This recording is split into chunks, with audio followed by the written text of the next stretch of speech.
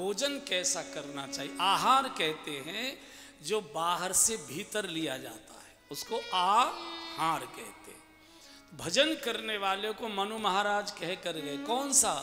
बोले करें आहार शाक फल कंदा। भोजन में ये 3 चीजें चाहिए। शाक कहते हैं पत्ती वाली सब्जियों को, बथुआ है, मेथी है, चौलाई है, पालक है, जो भी पत्ती वाली चने का साग है, बहुत प्रकार की पैतिया है, अनेक प्रकार जो पत्ती वाले साग होते हैं उसको साग कहते हैं। पत्ती वाले साग को खाने से पेट शुद्ध होता है, और अगर पेट में कब्ज है, गड़गड़ाहट है, पाचन पूरा नहीं हुआ, फ्रेशनेस नहीं आई प्रातःकाल, तो भजन में पहले तो बैठने का मन नहीं करेगा, बैठोगे तो तेरी जवाई और तेरा आलस आएगा कि मन ही नहीं लगेगा। इसलिए अपने भोजन में पत्ते वाली, और हर मौसम में होती हैं, हर मौसम में होते हैं सब, इनको शामिल करिए। शाक फल, मौसम के फल खाइए। फल खाने से ये जो हमारा मन है ये शुद्ध होता है, फल खाने से मन शुद्ध होता है। और इसलिए व्रत वाले दिन हम लोग फलाहार करते ताकि हमारे मन का जो कचरा है, मन में मैले विचार हैं, अशुद्धियाँ हैं, वो दूर हो जाए। और कंद कहते हैं जो जमीन में से खोद के निकाले जाते हैं, जैसे आलू है, शलजम है, शकरकंद है, मूली है, चुकंदर है, और कई प्रकार की कंद हैं। इससे बुद्धि शुद्ध होती है, इससे बुद्धि शुद्ध होती है। ये भोजन में शामिल करनी चाहिए जितनी मात्रा में जैसे हो सकते हैं। लेकिन हम मौसम के न फल खाते हैं न सब्जी खाते हैं। जून में आप, जुलाई में आप फूल गोभी खा रहे हैं, फिर कहते तबीयत बड़ी खराब रहती है। मौसम के गुण धर्म सब्जियों में आया करते। भगवान के यहाँ से नियम है कि जिस मौसम की सब्जी होगी उस मौसम में ही वो प्राकृतिक रूप से उगती है। पूरे साल भर आप बथुआ बो, पानी दो, नहीं निकलेगा। दशहरा बीतते ही, दिवाली आते ही बथुआ खेत में निकलने लगता है। आपने देखा है वो चीज़। अब आप जून में मूली खा रहे हैं, बरसात में मूली खा रहे हैं, फिर सिड़प सिड़प कर रहे हैं, जुकाम हो गया है, ऐसा हो गया है, वैसा हो गया है। मौसम के फल खाइए, अपने प्रदेश के खाइए, अन्यथा तो अपने देश के खाइए, चूंकि धरती के गुणधर्म उनके अंदर आया करते हैं, भूमि के गुणधर्म उसके अंदर आया करते हैं। फिर भी मेरी बात मानोगे नहीं, चाहे जब कीवी खा लेना, कोई दिक्कत नहीं है, मानने वाले हो ना। चूँकि मुझे बोलना है इसलिए मैंने बोल दिया है, जितना पालन कर सकते हो करो। करें आहार शाक फल कंद। भोजन का मनुष्य के आचरण पर बहुत बड़ा प्रभाव होता है। कई बार हम लोग इस आहार में मान लो कुछ 19-20 हो भी जाए तो भी कोई बहुत ज़्यादा परेशान होने की आवश्यकता नहीं है। लेकिन एक और आहार है, ये आहार तो हम सुबह और शाम ही लेते हैं, जो थाली में परोस कर खाते हैं। एक और आहार है बंधु और बहनों, जिसे हम 24 घंटे लेते हैं, जो हमारा सत्यानाश कर रहा है। हमारी हर इंद्रिय आहार कर रही है, हर इंद्रिय आहार कर रही है। शुद्ध आहार के नाम पर व्यक्ति क्या कहता है, बड़ी ठसक, मैं तो प्याज लहसुन हम नहीं खाते कभी। प्याज लहसुन कोई जहर है क्या? प्याज लहसुन तो नहीं खाते, जान तो खाते हो किसी की, हैं? रिश्वत तो खाते हो, बेईमानी तो खाते हो, मिलावट तो खाते हो, झूठ तो खाते हो। इससे तो अच्छा प्याज ही खा लिया करो, इससे तो अच्छा प्याज ही खा लिया करो। ये सब बेकार की बात है। हिंदू समाज को बहुत छोटी छोटी चीज़ों में उलझा दिया गया है, बहुत छोटी चीज़ों। मैं प्याज और लहसुन का कोई वो नहीं हो, प्रचार नहीं कर रहा हूँ, लेकिन प्याज लहसुन खाने से न शरीर बिगड़ता है, न आदमी बिगड़ता है, न भजन बिगड़ता है। जो प्याज लहसुन नहीं खाते पूछ लो कितने शुद्ध हैं वो और कितने भजन करते हैं। ऐसा नहीं, वो एक सब्जियां हैं, उनके अपने गुण धर्म है। किसी को अच्छी लगती है, किसी को बैगन अच्छा लगता है, किसी को नहीं लगता है, किसी को घी अच्छा लगता है, किसी को नहीं लगता है, किसी को काशी फल अच्छा लगता है, किसी को नहीं लगता है, किसी को कढ़ी अच्छी लगती है, किसी को नहीं लगती है। ये अपने अपने रुचियां हैं। और प्याज तो कोई ऐसी खराब चीज़ तो है नहीं। कोई कह रहे थे, मैंने बूढ़ी माता जी से पूछा था एक बार कि ये प्याज लोग क्यों नहीं खाते हैं? बोले सीता जी की रसोई में से लुढ़क गई थी वो, ऐसा बोलते हैं, पता नहीं कहाँ से आ गई है ये कथा।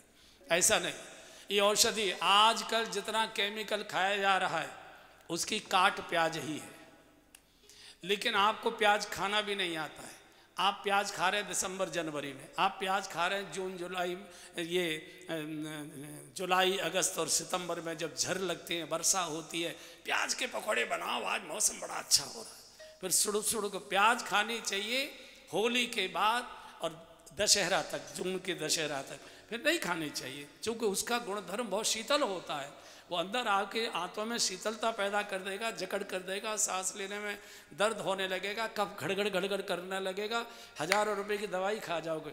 इसलिए ये चीज़ें मौसम के अनुसार हैं। मैंने इसका समर्थक हूँ। अच्छा, मैंने एक सज्जन से पूछा, बड़ी ठसक से हमसे बोले कि हम नहीं प्याज लहसुन खाते। मैंने कि अंडा तो खा लेते हो? बोले ये क्या कह रहे? मैंने कि जी। मैंने उनसे पूछा चॉकलेट खाते हो कि नहीं, पेस्ट्री खाते हो कि नहीं, नान की रोटी खाते हो कि नहीं, आइसक्रीम खाते हो कि नहीं, सॉफ्टी खाते हो कि नहीं? सब में अंडा होता है। जो नहीं मानता वो अज्ञानता में जबरदस्ती खड़ा हुआ है। सब में होता है, उसमें फुसफुसाहट बिना अंडे के आएगी ना, उसमें लिखा रहता है। नान बिना अंडे के बनती ही नहीं है, उसमें फुसफुसाहट करारापन आएगा ही नहीं। अरे मेरे यार, इससे तो प्याज ही खा लिया करो, कौन मना कर रहा है? हम कहाँ हैं? जितने बढ़िया वाले बिस्कुट हैं वो सब में अंडा पड़ता है। केक बिना अंडे के बनता ही नहीं है। हर चीज में कहाँ बचोगे? अच्छा, जो नहीं खाते हैं वो भी तो सड़कों से ही निकलते हैं, ढाबों के सामने से गंध आती है कि नहीं आती है? तो इन बहुत छोटी बातों में मत अड़िए, जिससे जीवन भजन बिगड़ता है वो है हमारा आचरण। हम खान पान पर ज्यादा अटक गए, और जो खान पान हमको बिगाड़ रहा है, प्याज लहसुन नहीं बिगाड़ रहा। ये तो सुबह शाम थाली में हम परोस कर खाते हैं। एक और आहार है बंधुओं, जो 24 घंटे हमारी इंद्रियां ले रही हैं उस आहार को। आंख आहार करती है, कान आहार करते हैं, नाक आहार करती है, जिह्वा आहार करती है। हमारे शरीर का रोया रोया आहार करता है, जो बाहर के तत्व को भीतर ले जाता है। आप बड़े सात्विक हैं, लौकी तोरई की सब्जी खाते हैं, मिस्से आटे की रोटी खाते हैं, गाय का दूध पीते हैं, गाय का ही दूध दही का छाछ खाते हैं, प्याज लहसुन को अपने द्वार पर चढ़ने नहीं देते। ये सब मैंने मान लिया, लेकिन आपने आँखों के द्वारा, अखबारों में, आँखों के द्वारा, टीवी में ऐसे अश्लील, ऐसे कामुक दृश्य देख लिए, उनका आहार आँखों ने कर लिया, ये अंदर चले गए। और जब भी जहाँ भी बैठेंगे आपको वही दृश्य, वही नृत्य, वही सब चीज़ें दिखाई देंगी, याद आएंगी। मन का सत्यानाश प्याज नहीं करती, ये करती है। आप बहुत अच्छे हैं, आपने बहुत सात्विक भोजन करते हैं, लेकिन कानों से आपने बहुत सारी कुछ कामुक बातें सुन ली, अश्लील गाने सुन लिए, आगे कानों में, वो आपके भीतर के संस्थान में हलचल पैदा कर देती हैं। आप शादी में गए थे, लोग उत्तेजक परफ्यूम छिड़क कर शरीर पर आए थे, आपने हाथ मिलाए, आपने कुछ लोगों से गले मिला, वो उत्तेजना का परफ्यूम नाक के मार्ग से आपके भीतर चला गया। आप लौट कर आए शादी से, इतने उत्तेजक होकर आए कि आप पागलों जैसा व्यवहार फिर घर में करते हैं। तो ये जो हमारी इंद्रियों के द्वारा 24 घंटे आहार लिया जा रहा है, ये सत्यानाश कर रहा है। प्याज लहसुन नहीं करते, नहीं करते, नहीं करते। हम गलत डायग्नोसिस कर रहे हैं, हम गलत दिशा में जा रहे हैं। आपने बहुत अच्छी बात है, कथाएं सुनी, लेकिन आपने ऐसे रात्रि के समय जितने भी, जो भी रात्रि को 11 बजे के बाद टीवी मोबाइल देखेगा, वो कभी सात्विक और सदाचारी रह ही नहीं सकता है। सारा का सारा जो कचरा है वो रात के देर रात से आता है, और आप उसी समय खोले बैठे हैं, उसी समय ढूंढ रहे हैं, उसी समय कर रहे हैं। तो इससे जो बच सकते हैं, युग है, लू का महीना है, जून का महीना है, हमारे कहने से लू तो बंद होगी नहीं, न सूर्य नारायण अपने ताप को कम करेंगे, लेकिन कुछ लोग लू से बचने के लिए अपने सिर पर तौलिया रख सकते। कथा केवल तौलिया का काम कर रही है और इससे ज्यादा कुछ नहीं। हमने देश को सुधारने का ठेका नहीं लिया है, हमने सबको बचाने का ठेका लिया, लेकिन कुछ लोग भी बच गए। बीज बचना चाहिए, सृष्टि फिर अच्छी खड़ी हो जाया करती है। शुभ का बीज बचना चाहिए।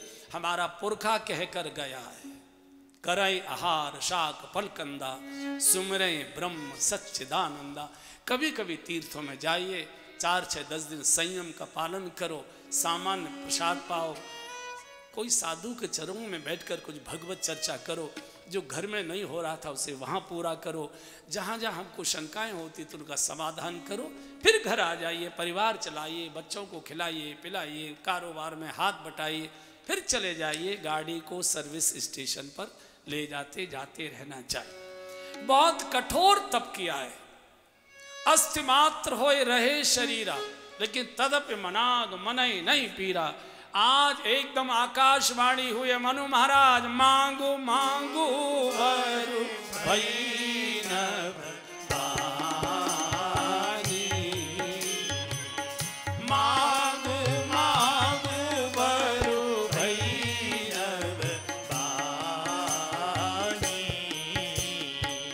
परम गंभीर कृपामृत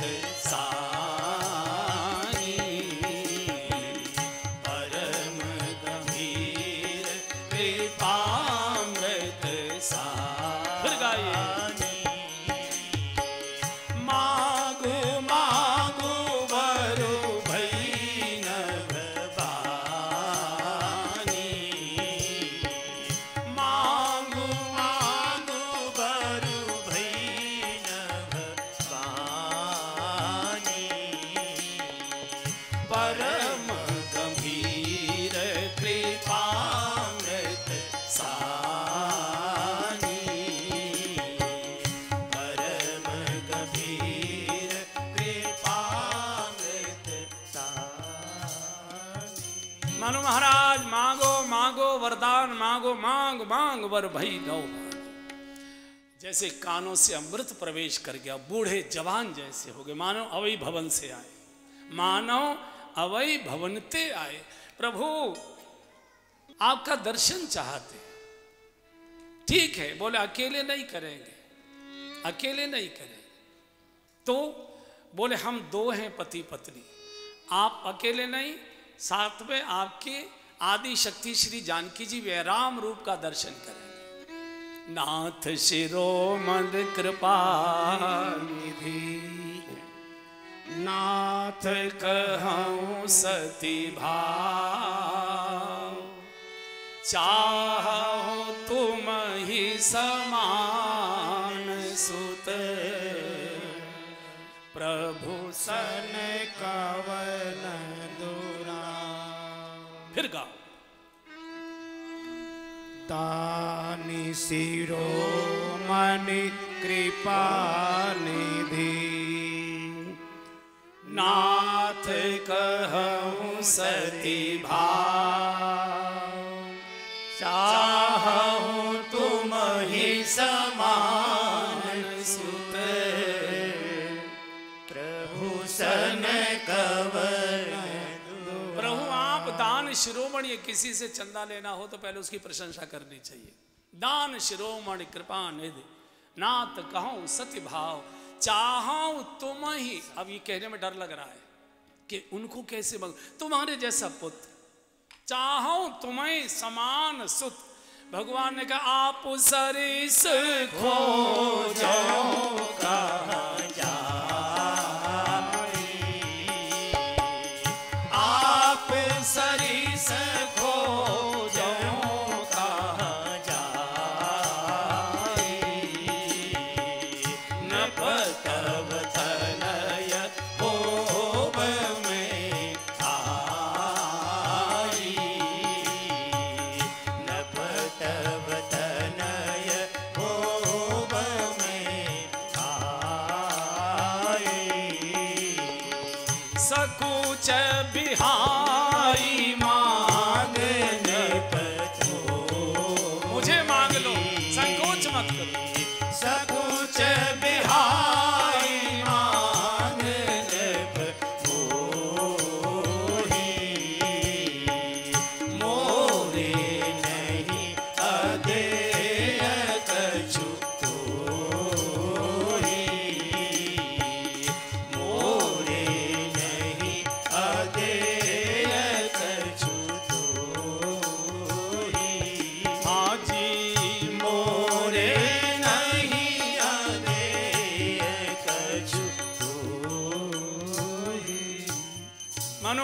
संकोच छोड़कर मांगे, सकुच बिहाय मांग नृप मोही, मुझे भी मांग लोगी तो भी मुझे कोई आपत्ति नहीं। बोले प्रभु हिम्मत नहीं हो रही, आपके समान बेटा चाहते, चाहे तुम्हें समान सुत। भगवान ने कहा महाराज मेरे समान दूसरा कोई नहीं है, मेरे समान मैं ही हूँ, अब मैं ही आपके यहाँ बेटा बनकर आऊँगा। बोले प्रभु अकेले नहीं आना। बोले तो, बोले मेरी धर्मपत्नी भी साथ है, इसलिए आदि शक्ति जानकी जी भी आपके साथ जाए।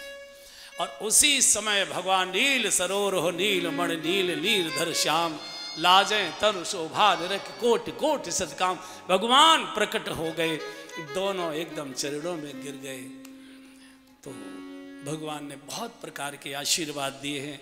बोले अब आप कुछ दिनों के बाद बहुत आनंद से शरीर छोड़ देंगे, फिर कुछ समय आपको वैकुंठवास करना होगा, फिर त्रेता युग में आप दशरथ और कौशल्या के रूप में आप प्रकट होंगे, और मैं अंशों के सहित आपके यहाँ जो सुख आपको चाहिए वो सब सुख प्रदान करूँगा। भगवान यहाँ से अंतर ध्यान हो गए। आगे की कथा, और यहाँ शरीर कुछ समय के बाद बड़े आराम से मनु शत्रुपा जी ने शरीर छोड़ा, प्रभु के धाम चले गए। इधर विश्व विदित कैकई देशों, यहाँ एक बड़े धर्मात्मा राजा हुए प्रताप भानु, लेकिन लोभ और लालच के कारण कपट मुनि के षड्यंत्र में फंस गए। और जब लोभ आता है तो कोई न कोई कपट मुनि मिल ही जाता है जो बेड़ा गर्क कर देता है, और उसी के कारण से प्रताप भानु रावण बनता है, उसका छोटा भाई अरिमर्दन कुंभकर्ण बनता है, बाकी सब उसके परिवार पौत्र पौत्र बनते हैं। ब्राह्मणों का इनको शाप हुआ था, चूँकि कई बार आपने देखा हो जो तांत्रिक क्रिया करते हैं ना, तांत्रिक, तो तंत्र में कई बार पशु बलि दी जाती है, कई कई जीवों की हत्या, कई बार तो छोटे बच्चों की भी कई बार क्रूर हत्या कर देते हैं। तो ऐसा व्यक्ति तो राक्षस ही बनेगा। अपने लोभ और लाभ के लिए आप और तंत्र का यज्ञ कराया है, तो उसमें राक्षस बने। और राक्षस रावण, पूरा परिवार रावण का 1 लाख पुत्र 1.25 लाख नाती, एक दिन परिवार की बैठक ले रहा था। बैठक क्या है, पूरे परेड ग्राउंड में भी इतनी संख्या नहीं आएगी, 1 लाख पुत्र 1.25 लाख नाती। तो रावण ने जब अपने परिवार की इतनी बड़ी भीड़ देखी, कहा मेघनाथ मेरा आदेश है, जय विद होए धर्म निर्मूला, सो सब करो वेद प्रतिकूला। जिस प्रकार धर्म नष्ट होता हो वो सब करो, ब्राह्मणों की बस्तियां उजाड़ो, गांव में आग लगाओ, स्त्रियों के गर्भ गिराओ, गायों की हत्याएं कर दो, साधु महात्मा को समाप्त करो, यज्ञ वेदिकाएं फोड़ो, उनमें रुधिर भर दो, कहीं भी धर्म का मुझे दर्शन नहीं होना चाहिए। मेघनाथ पिता की आज्ञा लेकर तहलका मचाने लगा, धरती कांप गई, परम सभीत धरा अकुलानी। धरती धैर्य का प्रतीक है। जब समाज का धैर्य कांपने लग जाए तो भगवान अवतार के लिए नेत्र खोल देते हैं। धरती गाय का वेश लेकर ऋषि मुनियों के पास गए, बाबा मेरी रक्षा करो, बाबा मेरी रक्षा करो, पाप भूमि से भारी, मैं सब कुछ सहन कर सकती हूँ लेकिन पाप नहीं सहन कर पा रही। ऋषि मुनियों ने कहा देवी तुम अपना रोना रोने आए हो, अरे हम तो कथा कीर्तन प्रवचन घंटे घड़ियाल बजाना यज्ञ आदि तो बहुत बड़ी बात है, कमरे में कुटिया में बैठकर चुपचाप होठों से भी मनन नहीं कर सकते, भगवत नाम का सुमिरन नहीं कर सकते, कब मेघनाथ आके मार डालेगा, इतने घबराए हुए। जब समाज का धैर्य कांपने लगे, समाज के चिंतक और विचारक इतने डर जाएं कि कुछ भी बोला तो तुरंत ईडी लग जाएगी, तुरंत कोई न कोई एजेंसी पीछे लग जाएगी। जब समाज इतना भयभीत हो जाए तो भगवान अवतार के लिए बैठ जाया करते। ये सब मिलकर देवताओं के पास गए कि देवता बड़े शक्तिशाली, और जब देवताओं के पास आकर रोए तो देवता और जोर जोर से रोने लगे। देवताओं ने कहा हमने तो देवलोक खाली कर दिए रावण के डर से, जब मेघनाथ ललकारता हुआ आता है तो हम तो देवलोकों से भाग गए, रहते ही नहीं है वहाँ, तो सब किवाड़े विवाड़े सब टूट गई, हम तो कंदराओं में, हिमालय की गुफाओं में कंदराओं में छुपे रहते, हम अपने प्राण बचा रहे, तुम्हारे कैसे बचे। और ये तीसरी अवस्था है परिवर्तन की, जब समाज का धैर्य कांपने लगे, समाज के चिंतनशील मननशील लोग, विचारक, लेखक, वक्ता मौन हो जाए, कुछ भी सत्य और असत्य का निर्णय बोल न सके, घबराहट हो जाए। और देवता पुण्यों के प्रतीक हैं, सत्कर्मों के प्रतीक हैं, जब समाज के सत्कर्म, पुण्य, धर्म, यज्ञ आदि लुप्त हो जाए, छुप जाए, तब भगवान अवतार के लिए खड़े होते हैं। ब्रह्मा जी ने देवताओं को, धरती को और ऋषि मुनियों को कहा कि रावण ऐसे नहीं मरेगा, रावण भगवान के ही द्वारा मरेगा, उसको ये वरदान है। हम सब लोग भगवान से जाकर प्रार्थना करें। अब चर्चा करने लगे भगवान कहाँ मिलेंगे। कोई कहे बद्रीनाथ चलो, कोई कहे केदारनाथ चलो, कोई कहे वृंदावन चलो। तो शंकर जी वहाँ खड़े थे, मुस्करा रहे थे, बोले बावलों की सी बात है, मत करो, भगवान किसी तीर्थ में नहीं रहते। बोले तो, बोले हरि व्यापक सर्वत्र समाना, हरि व्यापक सर्वत्र समाना, प्रेमति प्रकट होहि में जाना, प्रेमति प्रकट होहि में जाना।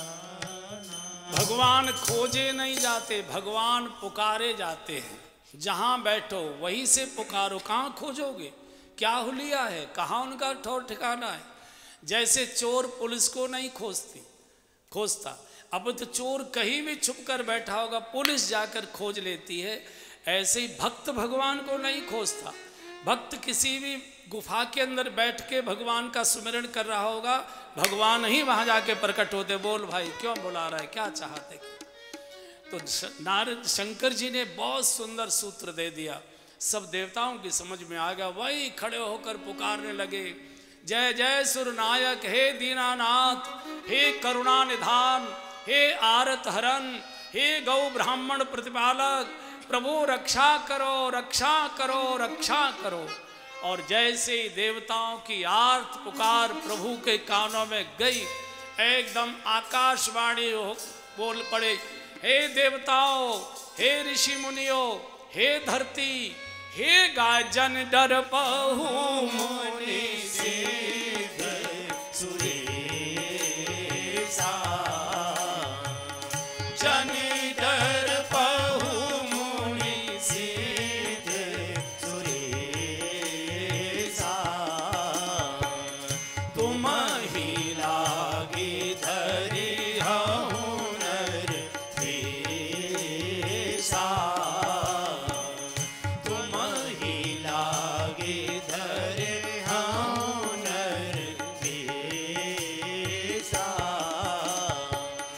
अंशन सहित मनुज अवतारा, अंशन सहित मनुज अवतारा, लई हऊँ दिन कर वंश उदारा, लई हऊँ दिन कर वंश उदारा, हरि हऊँ सकल भूमि धरु आई,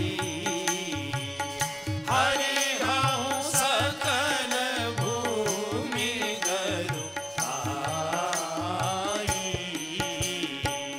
निर्भय हो देव समुदाय।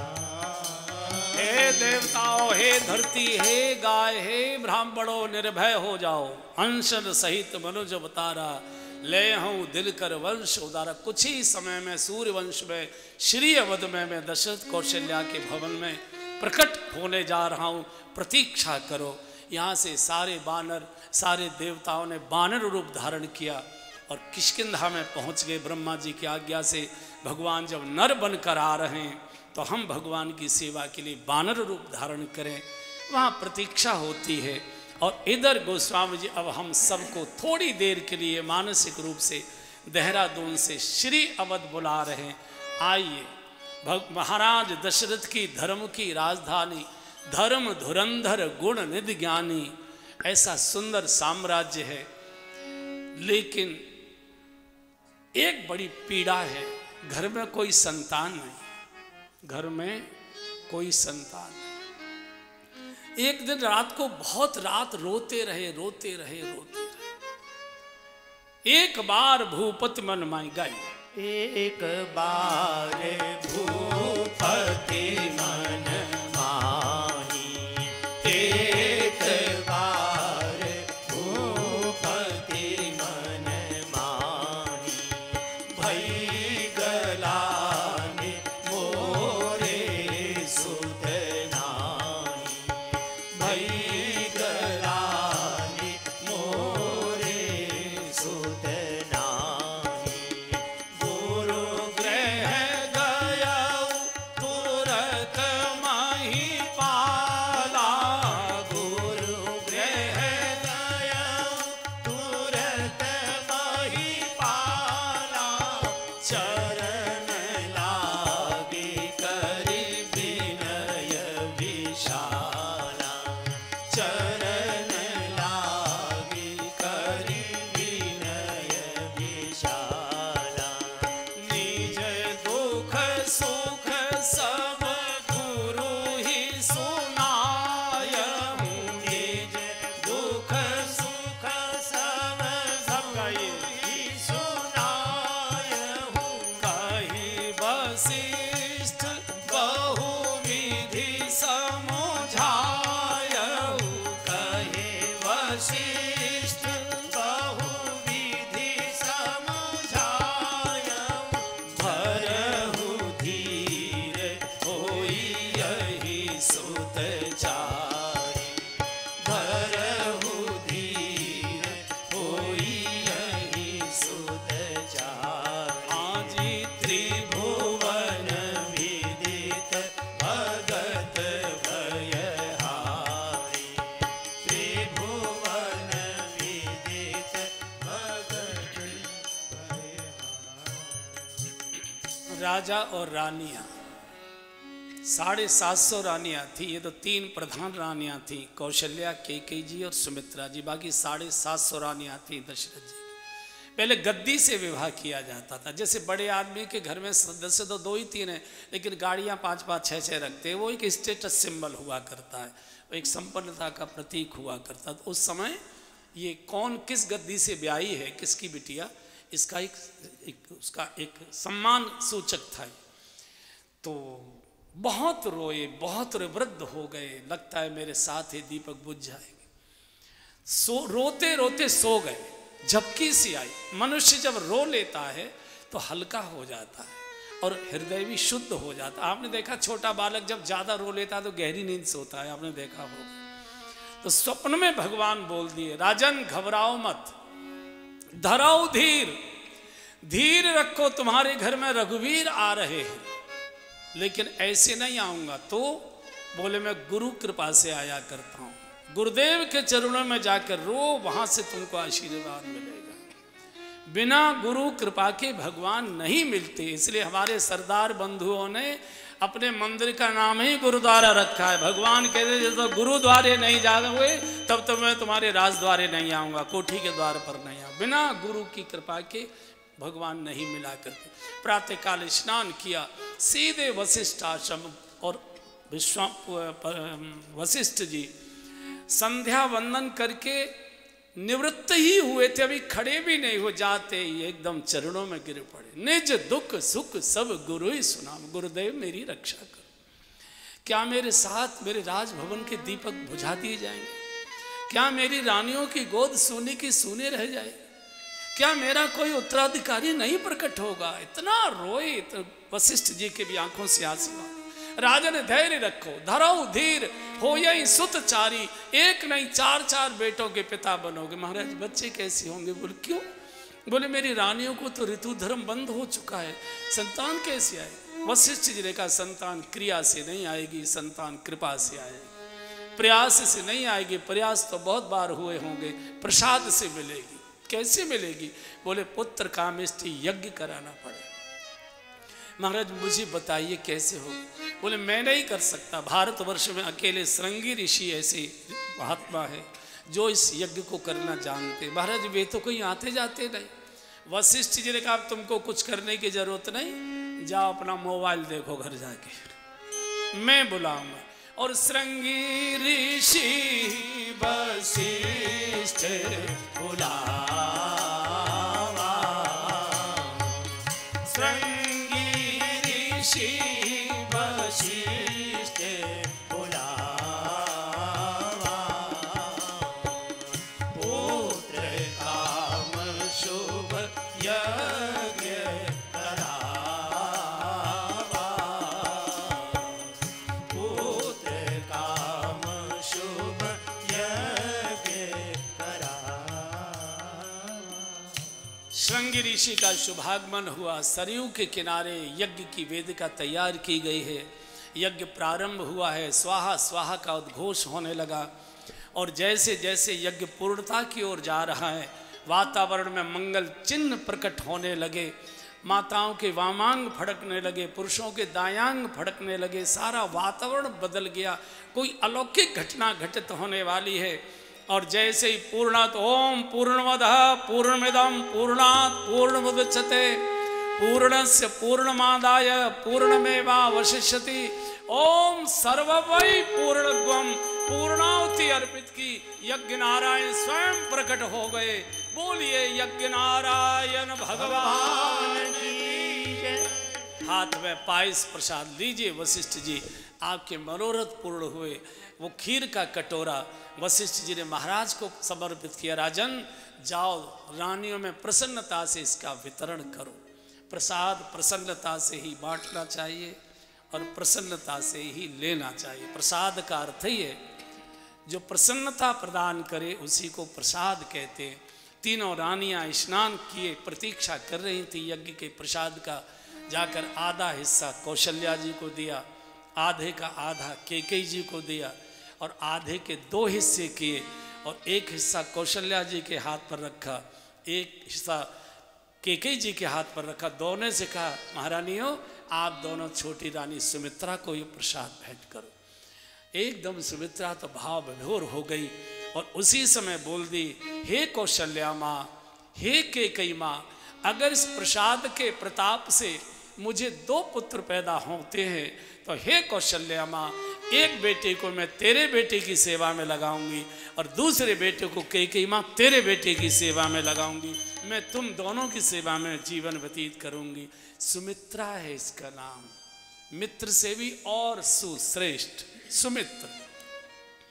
रानियों ने जैसे ही प्रसाद का सेवन किया, भगवान माताओं के उर से उदर में प्रवेश कर गए। माताएं गर्भवती हो गई और गोस्वामी जी लिखते हैं कि जा दिन ते हरि गर्भ आए, जा दिन ते हरि गर्भ आए, सकल लोक सुख संपत्ति छाए, सकल लोक सुख संपत्ति छाए, मंदिर मह सब राज ही रानी, मंदिर मह सब राज ही रानी, शोभाशील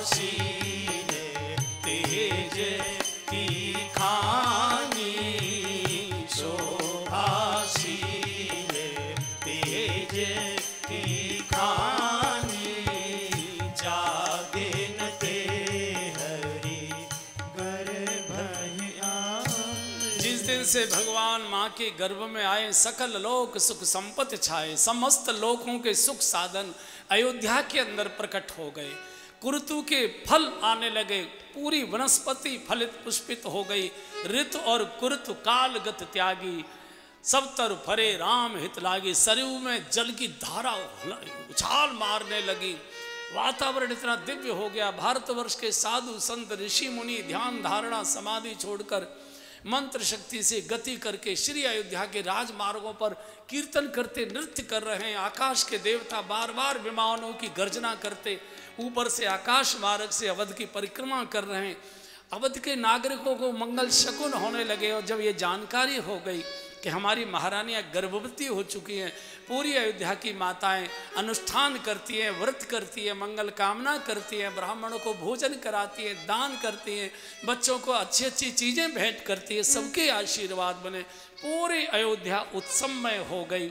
माताओं के कक्ष में जिसमें वो शयन करती हैं, महापुरुषों के देवताओं के चित्र लगाए गए हैं। क्योंकि जैसे चित्र का दर्शन गर्भवती महिला करती है, उसके गर्भ में पलने वाले बच्चे का चरित्र और आचरण उसी प्रकार से हुआ करता है। इसलिए पहले हमारे घर में देवी देवताओं के, महापुरुषों के, देशभक्तों के, क्रांतिकारियों के फोटो लगाए जाते थे, ताकि गर्भ में पलने वाला बच्चा उनको देखे और माँ की भी इच्छा जगे, काश मेरा भी बालक देशभक्त हो, क्रांतिकारी हो, ऐसा हो, ऐसा हो। आज चूंकि घर की दीवारों के चित्र बदल गए तो चरित्र भी बदल रहा है। चित्र सुधारिए, चरित्र सुधर जाएगा। 8 मास पूर्ण हो गया। कीर्तन अवध के अंदर कोई सोता नहीं, सबको भय लगता है। जो सोवत है सो खोवत है, जो जागत है सो पावत है।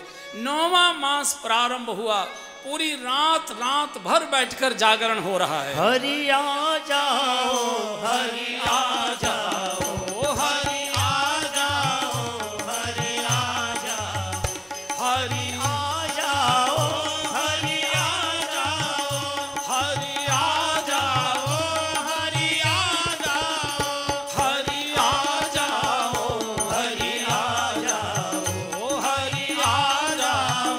हरि आ जाओ, हरि आ जाओ, हरि आ जाओ, हरि बैठ जाओ, हरि बैठ जाओ।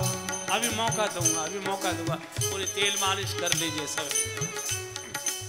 पूरी इधर रात रात भर पुकारती है, कोई सोता नहीं है।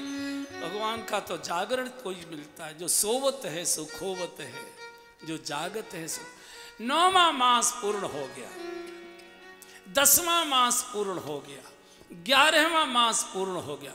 और अब गोस्वामी जी भगवान के प्राकट्य का बिल्कुल समय तिथि घोषित कर रहे। 9वीं तिथि मधुमास पुनीता रामा हो रामा, 9वीं तिथि मधुमास पुनीता रामा हो रामा। इति शुक्ल पक्ष अभिजित हरि प्रिया रामा हो रामा, शुक्ल पक्ष अभिजित हरि प्रिया रामा हो रामा। हरि मध्य दिवस अति शीतन घामा हो रामा, रामा मध्य दिवस अति शीतन घामा हो रामा।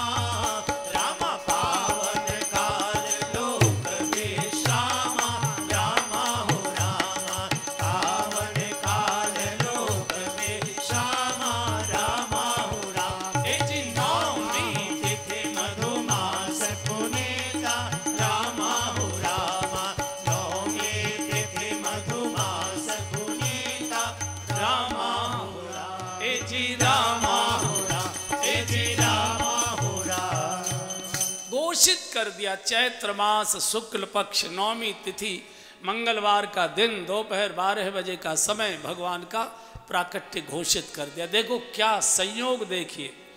त्रेता युग में अयोध्या में जब दशरथ जी के भवन में भगवान प्रकट हुए थे, उस दिन भी मंगलवार था। मंगल भवन अमंगल हारी रामा हो रामा, मंगल भवन अमंगल हारी रामा हो रामा। ए जी मंगल भवन अमंगल हारी हो रामा, रामा मंगल भवन अमंगल हारी हो रामा, रामा मंगल भवन अमंगल हारी रामा हो रामा।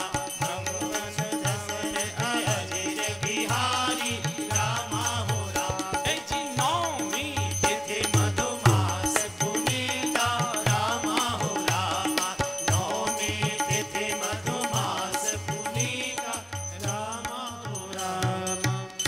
12 बजे का समय। हमने सुना है कि जन्म तो प्रातःकाल ब्रह्म मुहूर्त का अच्छा माना जाता है, ऐसा माताओं से सुना है। इनको 12 बजे पसंद आया। अच्छा, दोनों ही भगवानों को देखो, एक को दिन के 12 बजे पसंद आया, एक को रात के 12 बजे पसंद आया। क्यों? भगवान का प्राकट्य अकारण नहीं होता, किसी कारण से होता है। भगवान की हर क्रिया से जगत को एक संदेश मिलता है। हमारे पूज्य डोंगरे जी महाराज बहुत अच्छी व्याख्या करते थे। वो कहते थे 24 घंटे में 8 प्रहर होते हैं, 4 दिन के 4 रात्रि के, 6 से 9, 9 से 12, 12 से 3, 3 से 6, फिर सायंकाल के 6 से 9, 9 से 12, 12 से 3, 3 से 6, 8 प्रहर होते हैं, 4 दिन के 4 रात्रि। तो पहले प्रहर में रात्रि को भगवान श्री राम दिन के 12 बजे इसलिए आते हैं कि 12 बजे आदमी के भोजन का समय होता है, और भूखा व्यक्ति अगर भोजन तैयार न हो तो क्रोध बहुत करता है। तो भगवान श्री राम कहना चाहते हैं, जब जगत के भोगों की क्षुधा तुझे पीड़ित करे उस समय मेरा आगमन होगा। अगर तू राम राम का कीर्तन करेगा तो तुझे आराम मिलेगा, विश्राम मिलेगा। इसलिए नाम भी रखा गया सकल लोकदायक विश्राम। और भगवान श्री कृष्ण रात्रि के 12 बजे क्यों आए? तो पूज्य डोंगरे जी महाराज बोलते थे, इस रात्रि के जो 4 प्रहर हैं, 6 से 9, 9 से 12, 12 से 3, सवेरे के 3 से 6, तो जो पहला प्रहर है रात सायंकाल का 6 से 9, इसमें ढोंगी लोग जागते, नाटक नौटंकी तमाशे वाले ये लोग जागते। जो दूसरा प्रहर है 9 से 12 का रात्रि का, उसमें भोगी जागते, कामी जागते। जो तीसरा प्रहर है रात्रि को 12 से 3 बजे, इसमें रोगी जागा करते हैं। और जो चौथा प्रहर है प्रातःकाल 3 से 6 बजे का, इसमें योगी जागा करते हैं। भगवान श्री कृष्ण रात्रि के 12 बजे इसलिए आते हैं, भगवान कृष्ण कहना चाहते हैं जब जगत के भोग तुझे सताएं, काम सताए, तो उस समय मेरा प्राकट्य होगा। अगर बिस्तर पर बैठकर मेरे नाम का कीर्तन करेगा तो काम की मार से बच जाएगा। दोनों प्रकारों की पीड़ा से मुक्त करने के लिए भगवान ने 2 समय ये लिया। आज प्रातःकाल नवमी का सूर्योदय नहीं हुआ, पौ फटी है, कौशल्या जी प्रातःकाल ब्रह्म मुहूर्त में सरयू स्नान करके, माँ को आज मंगल शकुन हो रहे, माँ की बाईं आंख लहकती है, बामांग फड़कते हैं, हृदय में कुछ गुदगुदी होती है, ऐसा लगता है कुछ कोई अलौकिक आज मेरे साथ होने जा रहा है। और प्रातःकाल रंगनाथ भगवान की चतुर्भुज प्रतिमा के सामने बैठ गए, सुखासन लगाकर, जैसे जैसे डूबती चली जा रही है, घड़ी की सुई बढ़ती जा रही है, माँ को और आनंद बढ़ने लगा, माँ के अंदर और पूरे रोए खड़े होने लगे, भाल पर पसीना आने लगा, माँ का मन करता है नाचने लग जाऊं, इतना आनंद विभोर माँ हो रही है। घड़ी ने 9 बजाए, 10 का घंटा बजा, 11 की घंटी बजी, 11:30 की घंटी बजी, और जैसे ही टन टन टन टन 12 का घंटा बजा, माँ के सामने चतुर्भुज नारायण प्रकट हो गए। बोलिए चतुर्भुज नारायण भगवान की जय। भाई प्रकट कृपाला माँ ने स्तुति आदि सब की, और हमने संतों के मुख से सुना है कि माँ रूठ कर मंदिर से जाने लगी। तो भगवान बोले, अरे माँ रुको रुको, अरे माँ ठहरो ठहरो ठहरो। माँ ने और कदम तेज बढ़ा दिया, अरे माँ सुनो, अरे माँ सुनो। बोले हम नहीं सुनेंगे। क्यों? बोले झूठो कि हम नहीं सुनते, तुम झूठे हो। मैं, अरे दुनिया मुझे सत्यनारायण कहती है, सत्यनारायण की मेरी कथाएं होती हैं, मैं झूठा कैसे हो गया? बोले दुनिया बेचारी बड़ी भोली भाली है, तुम बच्चे की असलियत माँ जानती है और कोई नहीं जानता है, मैं जानती हूँ, तुम झूठे हो। कैसे झूठा हूँ? बोले आपने कहा था हमको नैमिषारण्य में कि मैं बेटा बनकर आऊँगा, और आप तो मेरे बाप बनकर आए महाराज, बालक कैसे? तो भगवान ने माँ का पीछे से लहंगा पकड़ा हुआ था, बोले लहंगा छोड़ा हमको जान। बोले नहीं, जाने नहीं दूँगा। फिर बोले ये रूप मैं नहीं स्वीकार करती, कैसा चाहती है? बोले छोटे हो जाइए। भगवान थोड़े छोटे हो गए, अब और छोटे हो जाइए, और छोटे हो गए।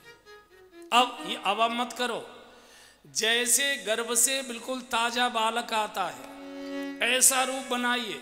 और 4 हाथ वाला बालक मुझे नहीं चाहिए, आदमी के 2 हाथ होते हैं, एक भी उंगली ज्यादा होती है वो भी खराब लगती है। तो भगवान ने 2 हाथ समेट लिए। बोले अब मत करिए, बिल्कुल मेरी गोद में जैसे गर्भ से चिकना चिकना ताजा बालक आता है ऐसा रूप बनाइए। तो भगवान माँ की गोद में बालक रूप में आ गए। भगवान ने कहा अब तो राजी हो? बोले हाँ, रूप तो ठीक बना लिया, लेकिन बातें तो बूढ़ों जैसी कर रहे हो, बातें तो बूढ़ों जैसी कर रहे हो। तो बोले क्या करूं? बोले रोइए। बालक जब पैदा होता है तो रोता है, तब मोहल्ले में पता लगता है बच्चा आ गया, रोइए। भगवान ने कहा हम तो नहीं रोते। बोले क्यों? बोले हमको कोई दुख ही नहीं है, हम क्यों रोए? जिसको दुख हो वो रोए। माने का भगवान अपने दुख में तो दुनिया रोया करती है, एक आप ही तो हो कि दुनिया के दुख में आप रोते हो, और जब तक आप नहीं रोओगे तब तक दुनिया का रोना बंद नहीं होगा, आप रोइए। अरे ये तो बड़ी मुश्किल कर दी, कैसे रोए? अब रोना आ नहीं रहा है। अच्छा 1 मिनट की छुट्टी दे सकती हो? क्या है? बोले मैं देहरादून तक की छुट्टी दे दो। कहाँ जाओगे? बोले बसंत विहार। क्या करना है? बोले वहाँ माताओं से पूछ के आएंगे कि रोना तो ना आ रहा हो और रोना पड़े। तो माताएं बड़ी होशियार होती हैं, एकदम लंबा घूंघट कर लेंगी और झूठ में एक आंसू नहीं आता और ऐसी नाक सड़कती रहेंगी, वो लगता है जरा कितना रो। तो जैसे ही भगवान से माँ ने कहा कि रो, एकदम भगवान ने आ करके रोना शुरू किया। तो सुन सी सुरुदन परम प्रिय बानी, संभ्रम चले आई चवरान। हाँ जी सुन सी सुरुदन परम प्रिय बानी, संभ्रम चले आई चवरान। जी हर्षित जहाँ तहाँ धाई दासी, आनंद मगन सकल पूरवासी। हर्षित जहाँ तहाँ धाई दासी, आनंद मगन सकल पूरवासी। आनंद मगन सकल पूरवासी। हाँ जी आनंद मगन सकल। जैसे ही भगवान ने रोना शुरू किया, माँ को तो समाधि लग गई। जो दास दासियां कोनों में छुपे हुए इंतजार कर रहे थे बच्चा आने का, बच्चा आने का, उन्होंने बच्चा की जब आवाज़ सुनी, एकदम दौड़ी, कुछ तो माँ के पास और कुछ सीधे राजभवन में बिना किसी परमिट के घुस गए। यहाँ तो सारे बंधन टूट गए। जब जगत का बाप बालक बन सकता है तो हमको कौन बंधन में घुस गए? एकदम राजसभा के अंदर। महाराज की जय हो, महाराज की जय हो, महाराज को बधाई हो। अरे चमेली बाई, ओ चंपा बाई, का खबर लाई है? बोले ऐसे ना बताऊंगी महाराज, पहले इनाम दो। अरे बता तो सही। बोले कौशल्या माँ की गोद में सांवले सलोने कुंवर, ओहो दशरथ पुत्र जन्म सुनिखाना, मानव ब्रह्मा नंद समान। जी दशरथ पुत्र जन्म सुनिखाना, एकदम पुकारने लगे, रे सुमंत्र जल्दी बाजे वाले बुलवाओ, बाजे बजवाओ, ढोल नगाड़े मिटवाओ। पूरी मन राजा रे कहा बुलाए बजाऊंगा, जी परमानंद पूरी मन राजा रे कहा बुलाए बजाऊंगा, रे कहा बुलाए बजाऊंगा। अरे जाकर नाम सुनत शुभ हुई, मोरे गृह आवा प्रभु सोई। जाकर नाम सुनत शुभ हुई, मोरे गृह एकदम नाचने लगे। अरे परमानंद पूरी मन राजा रे कहा बुलाए बजाऊंगा, रे कहा बुलाए बजाऊंगा, अरे कहा बुलाए बजाऊंगा। पुत्र जन्म सुना और याद आ गई सत्युग की कि नैमिषारण्य में प्रभु ने कहा था मैं तुम्हारे यहाँ बेटा बनकर आऊंगा। क्या वही भगवान जाकर नाम सुनत शुभ होई, मोरे गृह आवा प्रभु सोई? क्या वही भगवान आ गया? और जैसे ही भगवत अनुभूति हुई, एकदम कूद पड़े, रघुवंश की मर्यादा की राजसभा में पागलों की तरह नाचने लगे। जितने हार पहने थे दोनों दासियों के गले में डाल दिए, पूरा जितने जेवर थे लुटाने लगे। बाजे बजने, कहाँ बुलाए बजा वहू बाज। हमको ऐसा लगता है लड़के के होने में तभी से बाजे बजने की प्रथा शुरू हुई है। घर में बेटी का जन्म हो जाए, कन्या का जन्म हो जाए, देवी का जन्म हो जाए, 2 बार तवा खटकाएंगे बस, और सबको सांप सूंघ जाता है, कोई किसी से बोलता नहीं। और लड़का जिंदगी भर बाप की खोपड़ी पीटे, बाजे जरूर बजवाए जाएंगे। अच्छा, बेटी पैदा होने पर दादी और बुआ, इनकी तो नानी मर जाती है। इनको लगता है ये कलेश कहाँ से आ गए, ये कलेश।